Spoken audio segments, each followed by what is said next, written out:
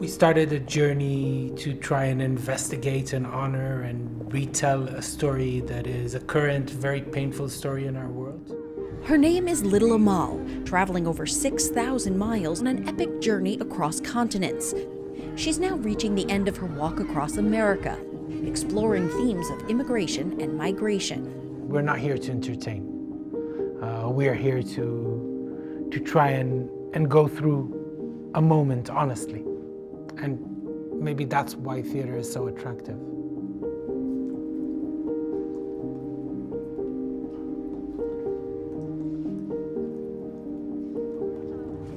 So if you connect and try to communicate, it's not just like, oh, here's a word. We want to make it part of like a sentence, like, oh, why are you sad? What's going on? And he's saying, okay, that's cool.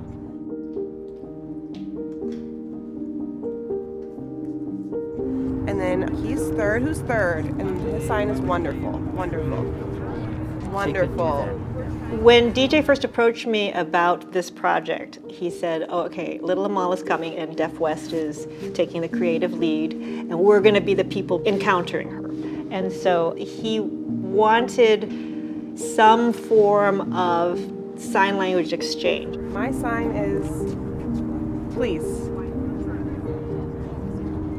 But I'm going to be adding. Yeah, I'm asking for a hug. Can I hug you? Okay. This is about how do you find friends when you don't have a common language, and is it that different?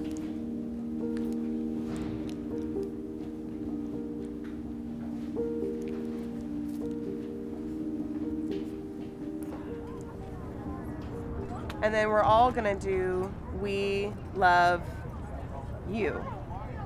We love you. You can gesture to the audience with an open palm. You. And we'll gesture to you with the open palm.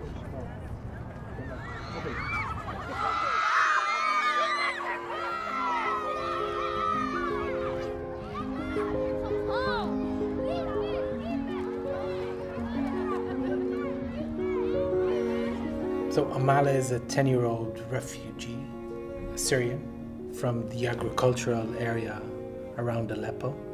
And she's a vulnerable but resilient 10-year-old who's looking for her family, looking for safety, and is wandering from place to place alone, confused, but also full of hope and optimism. She's also a 12-foot puppet.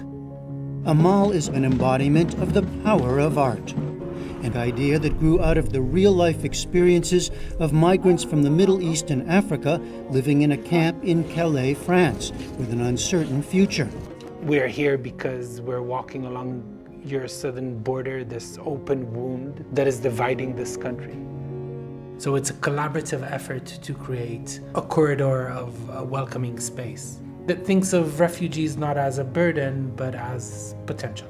We were trying to create something that was going to be very relevant to Amal's story and her journey, and also the experiences of the deaf population here, the deaf community, the struggles that they go through feeling like outsiders, the same thing that Amal as a refugee goes through.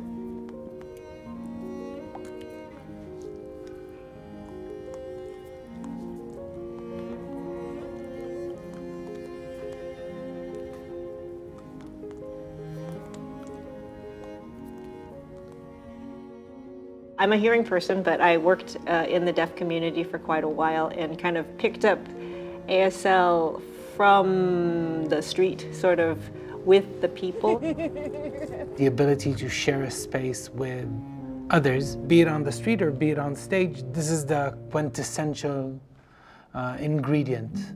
Amal is learning the signs as we do them to connect with the people around her. And as she's doing that, she understands that it becomes a connection between them.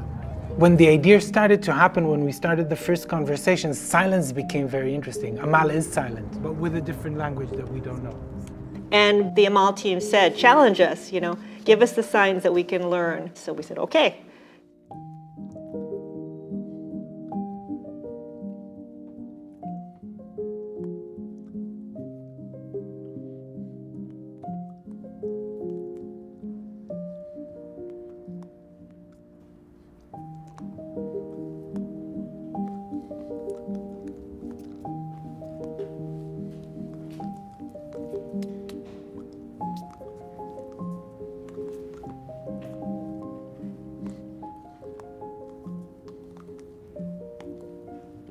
oh, we need to teach the audience thank you. That's the most important thing. We want to emphasize it a lot. Thank you. Well, that way when the line kind of goes past Amal, they can all say thank you to her as they go by.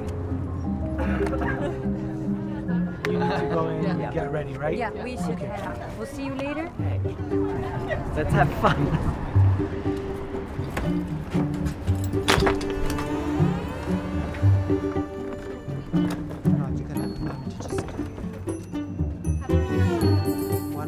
One beating heart.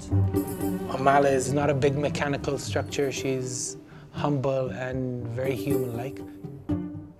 She's a real person that is a communal effort of 3 puppeteers at a time. So the puppeteers have to listen to the puppet, they have to listen to each other, and then they also have to listen to the environment around them. People think of Amal as a real person, partly because we think of her as a real person when we design the events, when we think of her, when we create the content that will greet her in each location or her interactions with people. When you're looking at an emotion for a puppet, I usually start with the emotion for myself and then translate it into the physical structure that I'm operating. And that is done with various techniques. One of them is breath, so the rhythm of your breath. There is pace, speed, weight. You know, you've got all of these principles that are very technical. I find it very difficult to kind of understand what it is about her that makes people want to get so close, because she's big. I mean, I've seen children run like terrified, and then I've seen children come towards her in awe. It's an exchange. It's an exchange of energy. It's an exchange of thoughts. It's an exchange of breath. And there needs to be will from both sides.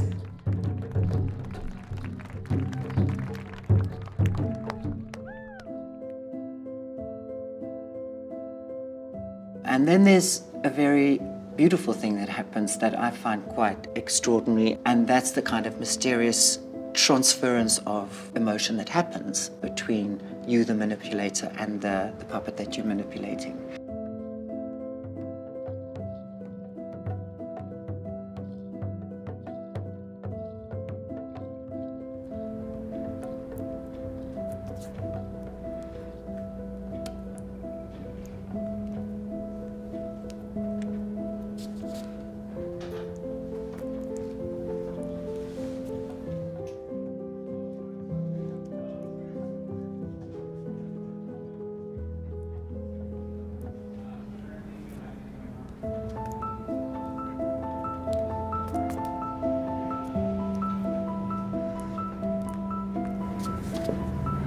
She is, at the end of the day, a vessel for thoughts. And if she has an inner story, an inner monologue, a thought process, that is what the audience latches onto, trying to interpret what she is doing, what is she going through, which is already a huge act of empathy.